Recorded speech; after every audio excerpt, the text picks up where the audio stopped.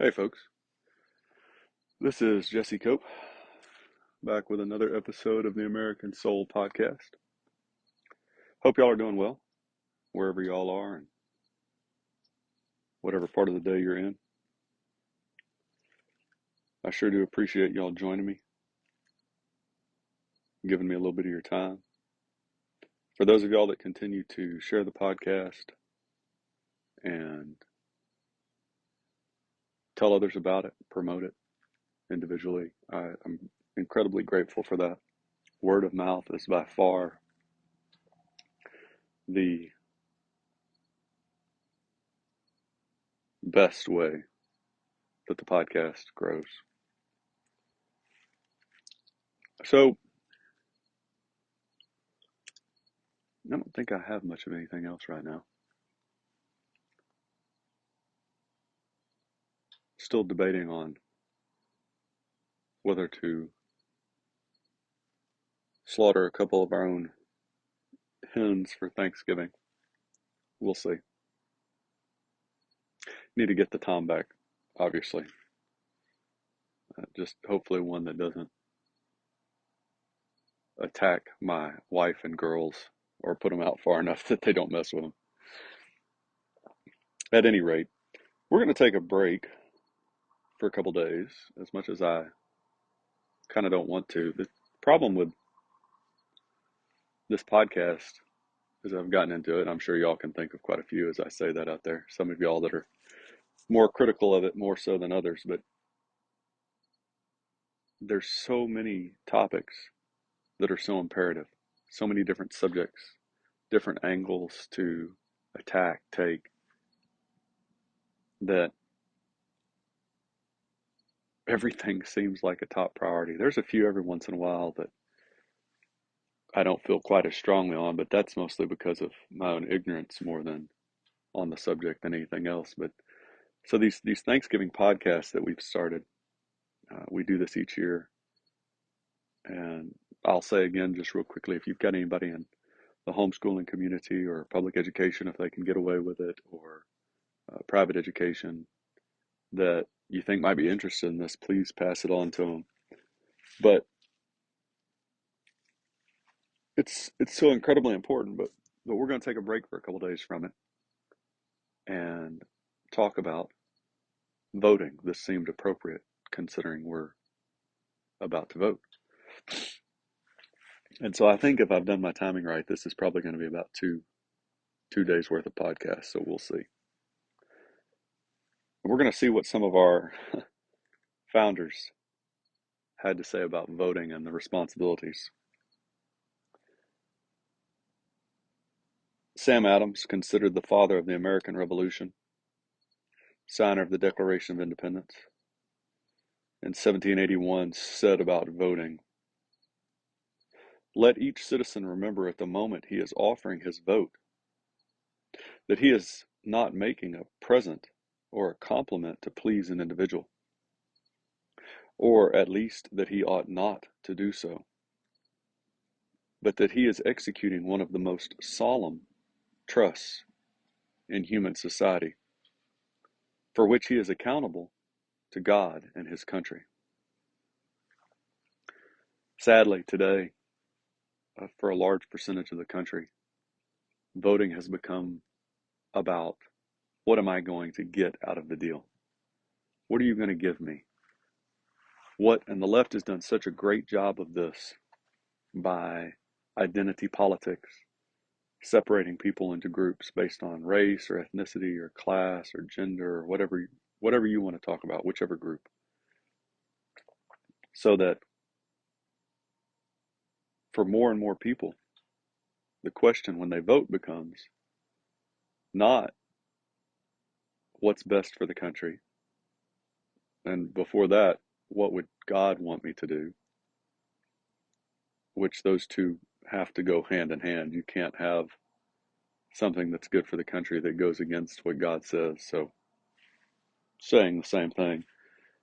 But that's not the goal of most people. Most people, nah, I shouldn't say most, but a large number of people go to the polls today with the idea of, what are you going to do for me? What are you going to do for my little group here? for my people. Because that's what the left has really managed to do by hyphenating Americans is we're no longer Americans first and everything else after that. We belong to our own little group first. And then maybe, really probably not, then we might be Americans. But we're only, I can't not, this just popped in my head. Two first ladies ago, we had a first lady when her husband got elected that said she was proud of her country for the first time.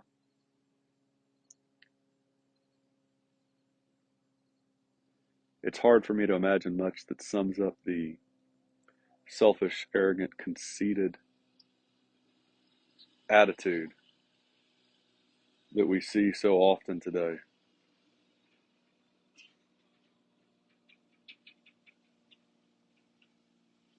If you've never been proud of America throughout her history,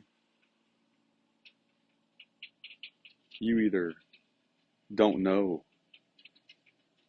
our history and heritage,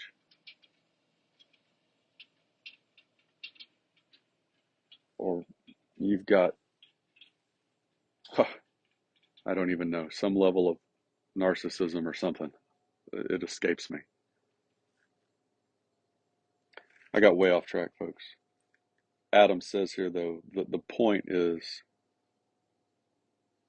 we're accountable to God and to our country, to our future generations for the way that we vote. And this isn't just true in the main elections, it's true in the primaries, maybe even more so today. And when you've been overseas, one of the things that I do have I can bring back to the table from overseas is when people get the ability to vote, to affect elections, really affect them, the emotion that they feel that they have is overwhelming with that ability. And today, we can't even often get the percentages of people that actually can vote that come out and vote are horrific. Absolutely horrific. It's disgraceful. And then an even smaller percentage actually come out with the idea that they're accountable to God and the country later on in their voting decisions. We go, well, I'm just whoever looks good to me. Whatever sign I saw last, that's who I'm going to vote for. That sounds good. Or, well, which party? Oh, well, they belong to that party. Well, they must be good, and I'm just going to vote straight ticket for that party. John Jay, our first Chief Justice of the Supreme Court, so important, this quote. We use it so often. Providence has given to our people the choice of their rulers, and it is the duty as well as the privilege and interest of our Christian nation to select and prefer Christians for their rulers. So our first Chief Justice of the Supreme Court is telling you if you're not going to the poll selecting first and foremost based on duty and privilege, whether that candidate follows the principles of Jesus Christ, you're wrong. You can get mad at me if you want. That is my opinion, so that's fine. But right now, I'm just reading what he said, our first Chief Justice of the Supreme Court. If you go to the polls and you vote, and you don't choose men who are followers, who follow the principles of Christ, you're wrong. You're hurting your country. You're hurting your children and your grandchildren. You're hurting the world.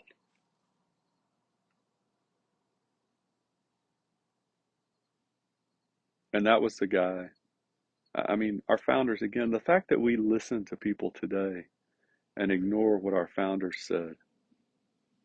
You know, we did a podcast a couple weeks ago, I think, talking about a quote by Thomas Jefferson when he was briefing one of the Supreme Court nominees when he was president, saying everything goes back to the original intent. What was the intent at the time of founding? And yet today we want to listen to all these people that claim to know things that go directly against what our founders said, directly against them.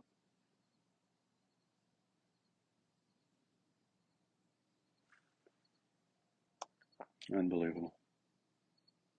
A couple quotes not really tied to voting. At least the voting part is not in the quote, but I think they're phenomenal. John Adams, the Bible is the most Republican book in the world. Benjamin Rush, I have always considered Christianity as the strong ground of republicanism.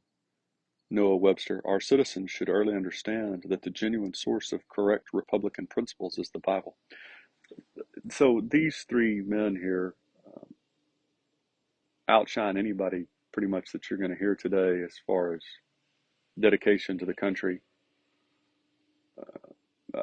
That's an opinion, my opinion. But what I'm trying to get across is these men cared deeply about the country. They knew what they were talking about, unlike so many today.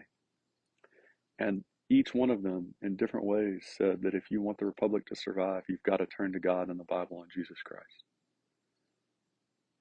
And so it's no wonder that the left wants to separate the Bible out of all of our institutions, because they know they can't get rid of our republic unless they get rid of the Bible and God.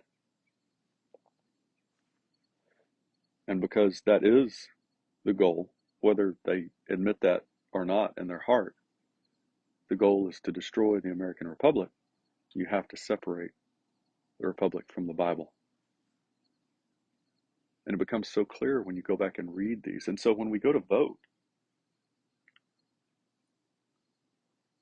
it's obvious the more you delve into it that if we don't choose Christians, people that follow the principles of Jesus Christ for our rulers, that we're weakening our republic. Those two go hand in hand. And so the more we can separate our children through education, particularly culture also, but the more we can separate our future generations from God and the Bible and Jesus Christ, the better chance that they'll go to the polls and vote for what somebody's going to give them, as opposed to remembering that they're accountable to God and Jesus Christ and the future of the country for their votes. And so you see how all this ties together. You see how the more we focus on entertainment, on TV, phones, social media, Netflix, Amazon Prime, Instagram, TikTok, Snapchat, Facebook, whatever it is, Twitter, doesn't matter. The more we sports, athletics, running up and down the road, watching hours and hours and hours of football and volleyball and basketball, baseball, softball, the more we do all those things, the more time that takes away from us and our ability to pay attention to God first, our marriage second, and then our country, and to look at the candidates and see which ones we really ought to be voting for, because we're giving all our time away to entertainment. And there's nothing wrong with entertainment in and of itself, folks, but when it becomes all consuming, when we're spending tens, dozens of hours on entertainment and we can't seem to squeeze in 15 or 30 minutes on God or our spouse, or worrying about, maybe looking up a chart that talks about the values of who we're voting for, the different candidates. There's a lot wrong with that, and that's why we're where we are today. Noah Webster, again, called the schoolmaster of America, or the schoolmaster to America. When you become entitled to exercise the right of voting for public officers, let it be impressed on your mind that God commands you to choose for rulers just men who will rule in fear of God. Exodus 18:21. The preservation of a republican government depends on the faithful discharge of this duty. If the citizens neglect their duty and place unprincipled men in office, the government will soon be corrupted. Laws will be made not for the public good so much as for selfish or local purposes. Corrupt or incompetent men will be appointed to execute the laws. The public revenues will be squandered on unworthy men, and the rights of the citizens will be violated or disregarded. If a Republican government fails to secure public prosperity and happiness, it must be because the citizens neglect the divine commands and elect bad men to make and administer the laws. Folks, if this doesn't scream to you for about the past, oh geez, I don't even know how many decades, it should.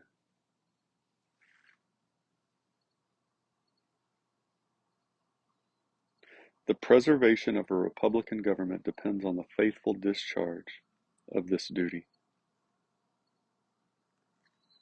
Choosing rulers are public officers, just men who will rule in the fear of God.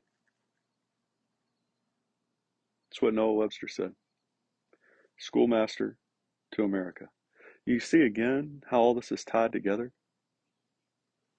Voting, republic, God, Jesus Christ, education, marriage, family.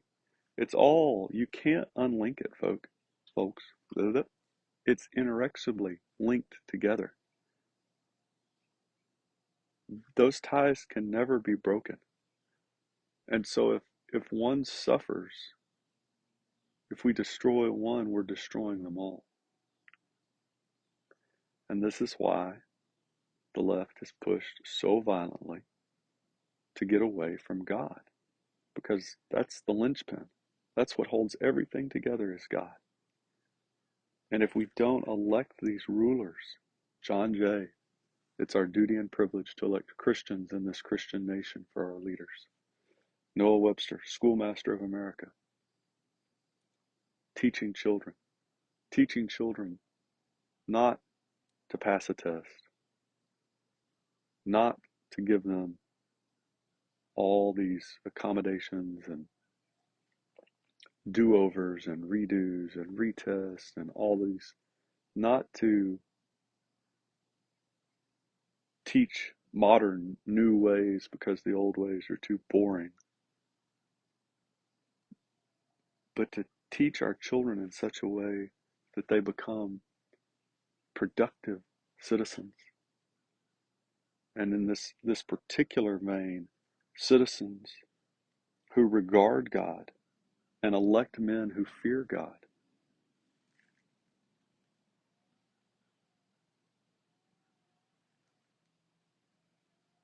If the citizens neglect their duty and place unprincipled men in office, the government will soon be corrupted.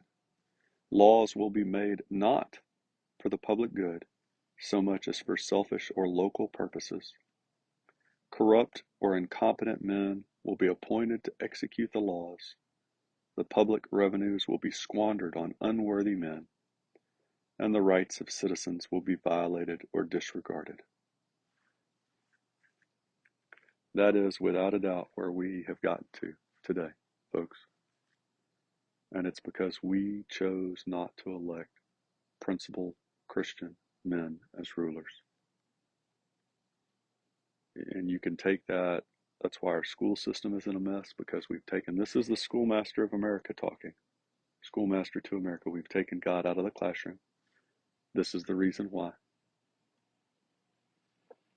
We've taken God out of our individual lives, out of our families. It's why the marriages are crumbling.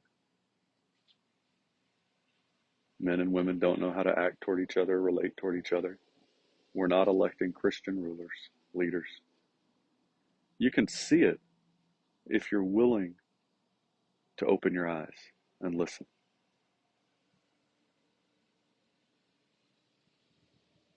And the solution is obviously turn back to God.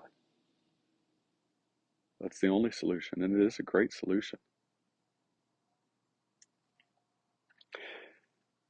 We're going to go through some more quotes. Sure do appreciate y'all joining me. Give me a little bit of your time. For those of y'all that continue to support over on Patreon, thank you so much.